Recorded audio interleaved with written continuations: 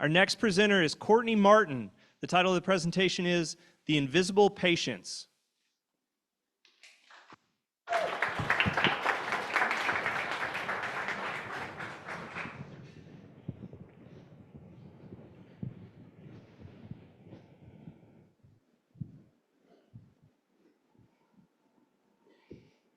We can all think about someone that we care about.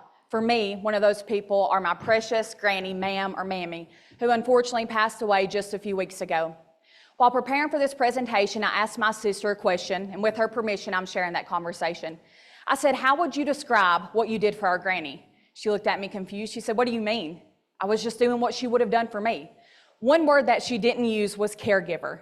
Yet she was managing medications, appointments, meals, finances. Just like thousands across Appalachia, she was providing care every single day quietly. And that brings us to our research. We interviewed 72 dementia caregivers across Appalachia to assess their health and care needs.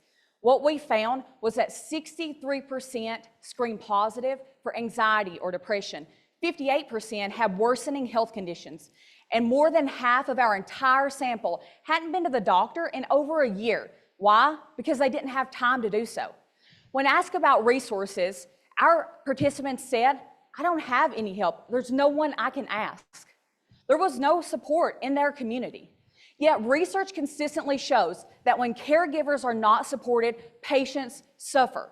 Patients are hospitalized more frequently. Their health declines rapidly. Yet there is no support for them.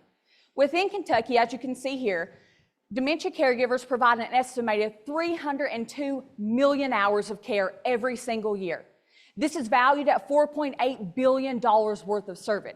So to put this in perspective for you, the annual spending for Medicaid is $1.7 billion less. So what does that mean? It means that the majority of long-term care is happening at home with families by caregivers. So what do we do with this information?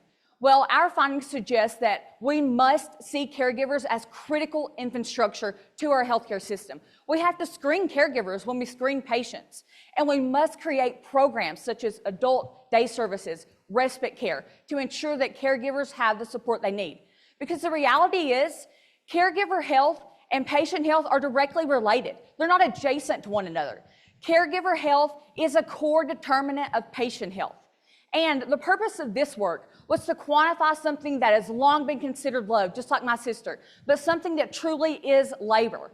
Because the reality is, until we start considering caregivers part of our healthcare system, our system will never be whole, because caregivers are just one diagnosis away from becoming the next patients. Thank you all so much.